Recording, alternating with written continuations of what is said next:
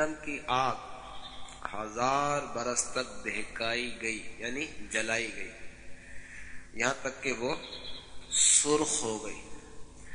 پھر 1000 برس مزید دہکائی گئی، یہاں تک کہ سفید ہو گئی.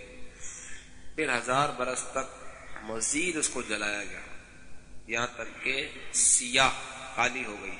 اب وہ نری سیاہ ہے، صرف سیاہ، جس میں روشنی کا نام نہیں. اگر جہنم کی آگ میں کوئی تپش یا کوئی شدت والا معاملہ بالفرض نہ بھی ہوتا تو یہ اندھیرے والا عذاب بھی کوئی کم نہیں ہے. یہ دنیا کی آگ جس کی گرمی اور تیزی سے کون واقف نہیں کہ بعض موسم میں تو اس کے قریب جانا شاق ہوتا ہے.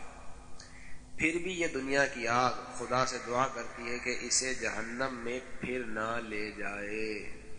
یہ آگ دعا کرتی ہے، مگر تعجب ہے انسان سے کہ جہنم میں جانے کا کام کرتا ہے.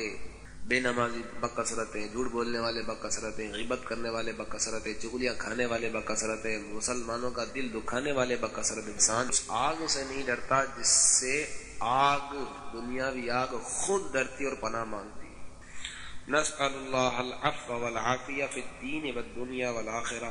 ہم اللہ تبارک و تعالیٰ سے معافی کا، عافیت کا دین، دنیا اور آخرت میں سوال کرتے ہیں. صلو علی الحبیب صلاۃ و سلام علیک یا رسول. میٹھے میٹھے اور پیارے پیارے اسلامی بھائیوں، انشاءاللہ عز و جل مدنی قافلوں میں سفر کرتے رہیں گے تو اس قسم کی باتوں کو سیکھنے کا ذہن بنے گا، اور انشاءاللہ عز و جل مدنی قافلوں کی برکت سے فرض علوم سیکھ کر اس پر عمل کرنے کا بھی جذبہ مل جائے گا. صلو علی الحبیب. مجھے اپنی اور ساری دنیا کے لوگوں کی اصلاح کی کوشش کریں انشاءاللہ عز و جل.